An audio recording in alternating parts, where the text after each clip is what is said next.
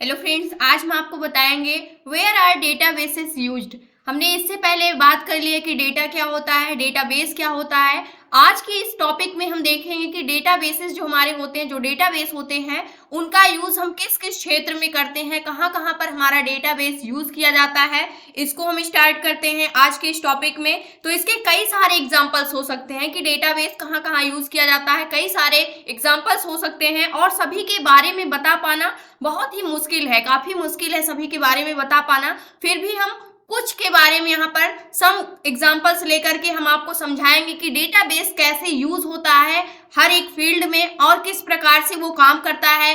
First जैसे हमारा हो गया online video streaming, online gaming, share market, Aadhaar card, railway reservation system, flight reservation, banking, social media, email, online shopping website, colleges या फिर universities, library management system, hospital management system, telecommunication. यहाँ हर जगह पर क्या यूज होता है, डेटाबेस का यूज किया जाता है। एक एक करके हम इस पे बात करते हैं। सबसे पहला हमारा क्या है, ऑनलाइन वीडियो स्ट्रीमिंग। इसमें हम किस प्रकार से डेटाबेस का यूज करते हैं, तो चाहे आप यूट्यूब पर वीडियो देखते हो या नेटफ्लिक्स पर अपनी मनपसंद वेब सीरीज देखते हो, हर वीडियो स्ट्रीमिंग साइट अपने डेटा को मैनेज करने के लिए डेटाबेस का उपयोग करता है, जहां पर वीडियो के डिटेल्स से लेकर देखने वाले यूजर्स का भी जानकारी क्या होता है, स्टोर होता है। जो भी आप वीडियो देखते हैं, जो भी गेम खेलते हैं, यानी कि जो वीडियो देखते हैं या फिर वीडियो को अपलोड करते हैं, जो बंदा देख रहा है, जो अपलोड करता है, इन सभी की जानकारी क्या होती है, डेटाबेस के माध्यम से क्या होती है, स्टोर करके रखी जाती है। नेक्स्ट हमारा क्या है, ऑनलाइन गेमिंग। ऑनलाइन गेमिंग की बात करें हम, तो क्या आपने पबजी गेम खेला है? अगर आपने पबजी गेम खेला होगा तो अगर आपने देखा होगा कि एक साथ कई मिलियंस यूजर गेम खेल रहे होते हैं, क्या आपने सोचा है कि इतने सारे यूजर्स और उनके नाम से लेकर उनकी गेमिंग हिस्ट्री कैसे मैनेज की जाती होगी? जाहिर सी बात है, यहाँ भी डेटाबेस का यूज यानी डेटाबेस का ही उपयोग हो रहा है और इसके बिना यह संभव नहीं है। विदाउट डेटाबेस के आप ऑनलाइन गेमिंग नहीं खेल सकते हैं, क्योंकि वन टाइम पे यानी पर सेकेंड कितने यूजर्स उस पे क्या करते हैं, अपना नेम रजिस्टर्ड करते हैं। गेम खेलने के लिए एक साथ कितने यूजर्स खेलते रहते हैं, इन सभी का नेम जो होता है, जो भी डिटेल्स होती है, वो डेटाबेस के माध्यम से ही क्या की जाती है, यूज की जाती है, यानी स्टोर करके रखी जाती है। थर्ड हमारा जो है शेयर मार्केट। शेयर मार्केट क्या होता है, किस प्रकार से इसमें डेटाबेस वर्क करता है? स्टॉक मार्केट में सैकड़ों कंपनियां रजिस्टर्ड है। जो हमारा शेयर मार्केट होता है, जिसमें स्टॉक मार्केट होता है, इसमें सैकड़ों कंपनियां क्या होती हैं, रजिस्टर्ड होती हैं और इनके शेयर पर सेकेंड क्या होते हैं, ऊपर नीचे होते रहते हैं, यानी अप डाउन होते रहते हैं। यहाँ हर दिन अरबों रुपए से ज्यादा के लेन देन होते हैं। जो हमारी शेयर मार्केट होती है, इन सब के हिसाब कहाँ रहते होंगे, ये आपने क्या कभी सोचा है? यहाँ भी डेटाबेस के बिना काम नहीं चलने वाला है, क्योंकि सैकड़ों कंपनियां अगर रजिस्टर्ड हो रही है वन टाइम पर, तो वहां पर डेटाबेस की हेल्प से उनको क्या किया जाता है, रजिस्टर्ड करके रखा जाता है और उनके जो सेल्स होते हैं, परचेज होते हैं, वो सारी चीजें क्या की जाती है, मैनेज की जाती हैं। नेक्स्ट है हमारा शेयर मार्केट के बाद फोर्थ है हमारा आधार कार्ड।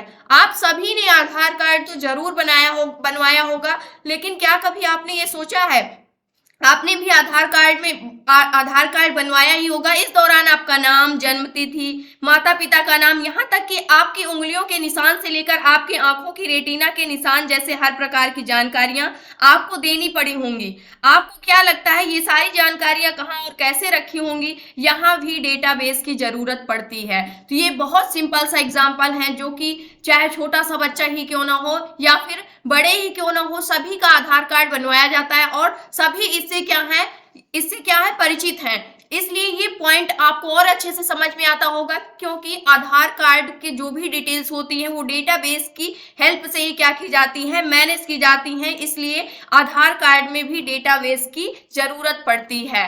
फिफ्थ हमारा है रेलवे रिजर्वेशन सिस्टम। जो हमारा रेलवे रिजर्वेशन सिस्टम होता है, टिकट बुकिंग से लेकर ट्रेन की लाइव स्टेटस की जानकारी किसी डेटाबेस में ही रखे जाते हैं। जो भी हम रिजर्वेशन करते हैं, टिकट बुक करते हैं या फिर जो भी लाइव स्टेटस होते हैं, चेक किए जाते हैं कि इस टाइम पर क्या हो रहा है, ये सारे डेटाबेस में ही क्या किए जाते हैं, मैनेज करके रखे जाते हैं।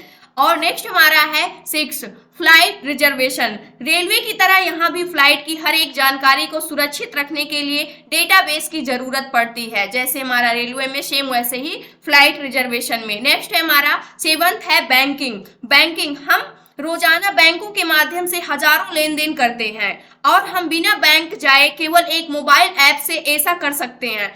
तो कैसे बैंकिंग इतनी आसान हो गई है कि हम घर बैठे पैसा भेज या प्राप्त कर सकते हैं, यह सब डेटाबेस की वजह से ही संभव है, जो सभी बैंक लेन देन का मैनेजमेंट करता है। इसमें भी डेटाबेस की ही जरूरत पड़ती है। नेक्स्ट हमारा सोशल मीडिया। जो सोशल मीडिया होती है, हम सभी फेसबुक, ट्विटर, गूगल प्लस जैसे सोशल मीडिया वेबसाइट पर हैं ताकि हम अपने विचारों को साझा कर सकें और अपने दोस्तों के साथ जुड़ सकें। इन सोशल मीडिया प्लेटफॉर्म्स पर लाखों उपयोगकर्ताओं ने साइन अप किया है, लेकिन उपयोगकर्ताओं की सभी जानकारियां कैसे संग्रहित की जाती हैं और हम अन्य लोगों से संभव है, डेटाबेस का ही कमाल है। डेटाबेस के बिना हम सोशल मीडिया पर भी साइन इन जो करते हैं, हम साइन अप करते हैं, यानी कि अपनी क्या बनाते हैं, एक आईडी बनाते हैं, जिसकी हेल्प से हम क्या करते हैं, कम्युनिकेट कर पाते हैं एक दूसरे से। इसमें भी डेटाबेस की ही जरूरत पड़ती है। विदाउट डेटाबेस की हेल्प से आप सोशल मीडिया से नहीं अटैच हो सकते हैं। नेक्स्ट जो है वो ईमेल है। ईमेल भी आप सभी यूज करते होंगे। आपके पास कम से कम एक ईमेल आईडी जरूर होगी। आप इसी ईमेल के जरिए अब बड़ी आसानी से संदेश भेज पाते हैं। क्या आपको पता है ईमेल आईडी पर इतने सारे ईमेल्स को कैसे मैनेज किया जाता है? तो यह भी डेटाबेस की हेल्प से ही क्या किया जाता है, मैनेज किया जाता है। विदाउट डेटाबेस के ये क्या है, असंभव है। आप ईमेल नहीं भेज सकते हैं विदाउट डेटाबेस के, यह काम भी आप नहीं कर सकते हैं। ये भी क्या होगा, असंभव होगा। इसलिए ईमेल पर भी अगर आप काम करते हैं तो वहां पर भी डेटाबेस की आवश्यकता पड़ती है। नेक्स्ट है हमारा ऑनलाइन शॉपिंग वेबसाइट। ये आजकल ज्यादातर सभी लोग यूज करते हैं, ऑनलाइन शॉपिंग करते हैं। किसी ई कॉमर्स साइट से कुछ भी खरीदें, उसकी जानकारी सालों साल तक क्या रहती है, सुरक्षित रहती हैं। चाहे जो भी आप सेलिंग करते हैं उसकी जानकारी क्या रहती है, स्टोर रहती है, जिसे आप अपनी शॉपिंग हिस्ट्री में कभी भी देख सकते हैं। यानी जब भी आप अपनी हिस्ट्री को ओपन करते हैं तब आप क्या कर सकते हैं, उसको आसानी से देख सकते हैं। तो यहाँ पर भी डेटाबेस की हेल्प से जो आपकी डिटेल होती है वो क्या रहती है, स्टोर करके क्या रहती है, सुरक्षित रखी हुई होती है। यहाँ पर ऑनलाइन शॉपिंग में भी डेटाबेस की ही हेल्प से इसमें क्या होते हैं, यूजर्स के नेम रजिस्टर्ड किए जाते हैं, सेलिंग होती है, परचेसिंग होती है, जो भी चीजें होती हैं इस पर भी हमारा डेटाबेस क्या करता है, काम करता है। नेक्स्ट हमारा है कॉलेजेस या फिर यूनिवर्सिटीज जो हमारी होती हैं। स्टूडेंट से लेकर कर्मचारियों की हर एक जानकारियां डेटाबेस में ही रखे जाते हैं, क्योंकि यह आसान और सुरक्षित है। विदाउट इसके आप अगर मैनेज करना चाहें तो नहीं कर सकते हैं, लेकिन अगर आप डेटाबेस की हेल्प से इसको करते हैं तो वहां पर आसानी से इसको सुरक्षित रखा जा सकता है। नेक्स्ट हमारा है वो है library management system. Library management system में कैसे वर्क करता है, जो हमारा डेटाबेस होता है, मेंबरशिप डिटेल, किसने कौन सी बुक पढ़ी, किताबों की जानकारियां, जैसे हर एक डेटा महत्वपूर्ण है जिन्हें डीबी यानी जिसको हम डेटाबेस पर क्या रख सकते हैं, सुरक्षित रखा जाता है। यानी कौन सा बंदा कौन सी बुक को पढ़ रहा है या फिर उसकी डिटेल्स क्या है, उस मेंबरशिप क्या है, इन सारी चीजों को लाइब्रेरी मैनेजमेंट सिस्टम को मैनेज करने के लिए भी हम डेटाबेस का ही यूज करते हैं। नेक्स्ट है हमारा जो कि है हॉस्पिटल मैनेजमेंट सिस्टम। आप सभी हॉस्पिटल गए होंगे या फिर कुछ भी प्रॉब्लम होती है तो आप हॉस्पिटल जाते हैं, तो ये भी यहाँ पर भी आपने कभी सोचा है जो भी बीमारियों की डिटेल होती हैं या फिर जो भी डॉक्टर्स होते हैं, जो स्टाफ्स होते हैं, ये सारी चीजें कैसे मैनेज की जाती हैं। हॉस्पिटल के डॉक्टर्स और अन्य स्टाफ से लेकर मरीज और उनकी बीमारियों से जुड़े डेटा भी कहीं ना कहीं क्या किए जाते हैं, रखे जाते हैं, मैनेज करके रखे जाते हैं, यानी कि स्टोर करके रखे जाते हैं। तो ये भी हॉस्पिटल मैनेजमेंट सिस्टम जो होता है, यहाँ पर भी डेटाबेस की हेल्प से